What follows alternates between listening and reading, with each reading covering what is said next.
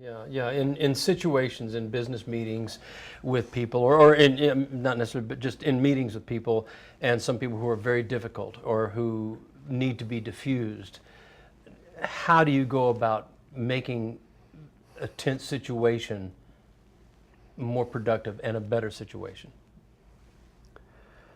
Been in a lot of those where there's people at the table or at your office or in public that are outspoken and running against the tide, so to speak.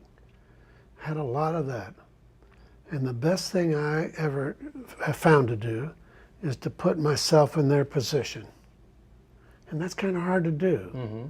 But they're sitting here and we're against them and they're mad. Or they're mad and they want to take it out on us. Well, try to put yourself in their position. Have they been hurt? Or have they been offended? Or have they been ignored? Or what the heck's going on in their minds? Think about it. People who are really upset and come at you have a mindset that most of the people around them don't have. And so you put yourself in their position and you say, Kent, I think I think I know where you're coming from. I've been there. You know, I understand. I was hurt. One time when I had the same idea, people didn't pay attention to me. And they look at you funny, but they're diffused. They really are. Put yourself in their position. And it's kind of hard to do. But when you see somebody and their cheeks are red and their eyes are fiery and they're coming at you, well, if you're confrontational, that's worse. It's worse. No answers.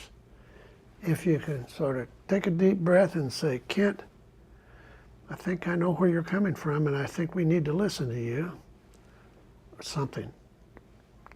It's not hard to do, but boy, they come down. I've had that with labor leaders and years ago. I've had it with people, lots of people. And if you're in the game, mm-hmm. you got a lot of that to mm-hmm. see in your lifetime. And you try your best to put yourself in their position. Right. Does that make any sense? No, absolutely. Absolutely. Yep. Because you're going to have it if you haven't already. No, I have. Yeah. Yeah. It's just part of life. Part of life. But it's like you seem to have adapted techniques that you've learned from great leaders.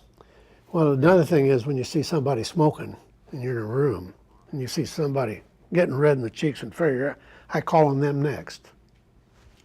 Mm-hmm. I call on them next. And that always surprises them. Always surprises them. And it always takes a little steam out. Relieves the pressure. That's interesting. Another thing is go around the room and make everybody talk. Right. Everybody's got their turn.